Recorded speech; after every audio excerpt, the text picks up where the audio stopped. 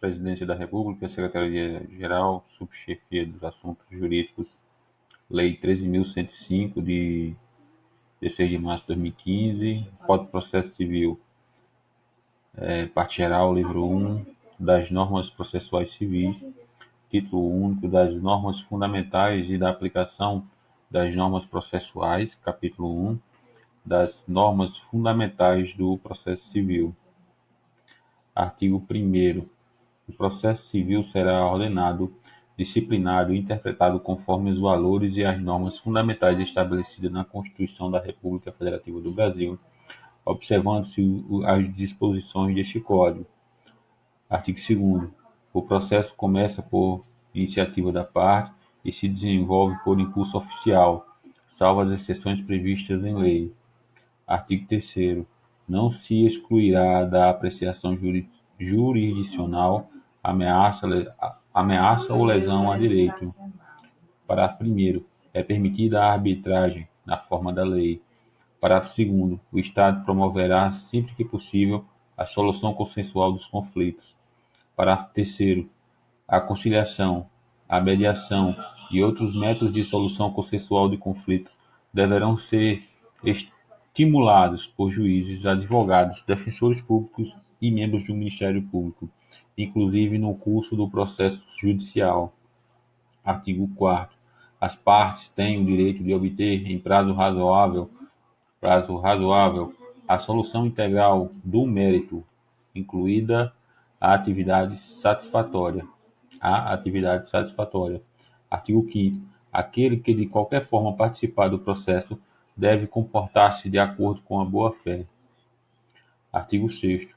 Todos os sujeitos do processo devem cooperar entre si para que se obtenha, em tempo razoável, decisão de mérito justa e efetiva. Artigo 7º.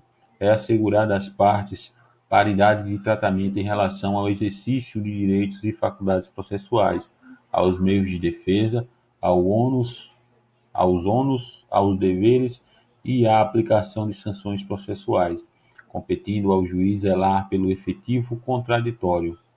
Artigo 8º. Ao aplicar o ordenamento jurídico, o juiz atenderá aos fins sociais e às exigências do bem comum, resguardando e promovendo a dignidade da pessoa humana e observando a proporcionalidade, a razoabilidade, a legalidade, a publicidade e a eficiência. Artigo 9º. Não se proferirá decisão contra uma das partes sem que ela seja previamente ouvida. Parágrafo único. O disposto no caput não se aplica. Inciso 1. Inciso 1º. A tutela provisória de urgência. Inciso 2º. As hipóteses de tutela da evidência prevista no artigo 311, incisos 2 e 3, a decisão prevista no artigo 701. Artigo 10. O juiz não pode decidir, em grau algum de jurisdição, com base em fundamento a respeito do qual não se tenha dado às partes oportunidade de se manifestar, ainda que se trate de matéria sobre a qual deva decidir de ofício. Artigo 11. Todos os julgamentos dos órgãos do Poder Judiciário serão públicos e fundamentadas todas as decisões, sob pena de nulidade. Parágrafo único.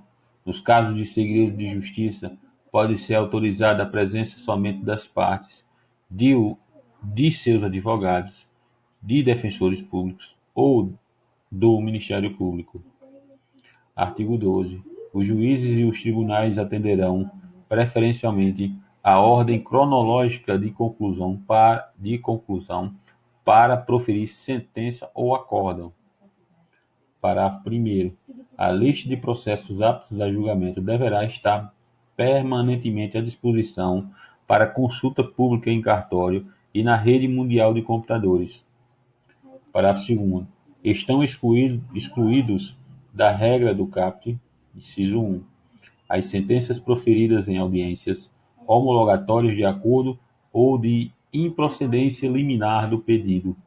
2. O julgamento de processos em bloco para aplicação de tese jurídica firmada em julgamento de casos repetitivos. 3. Inciso 3. O julgamento de recursos repetitivos ou de incidente de resolução de demandas repetitivas. Inciso 4. As decisões proferidas com base nos artigos 495 e 932. Inciso 5. O julgamento de embargos de declaração. Inciso 6. O julgamento de agravo interno. Inciso 7. As preferências legais e as metas estabelecidas pelo Conselho Nacional de Justiça. Inciso 8. Os processos criminais nos órgãos jurisdicionais que tenham competência penal.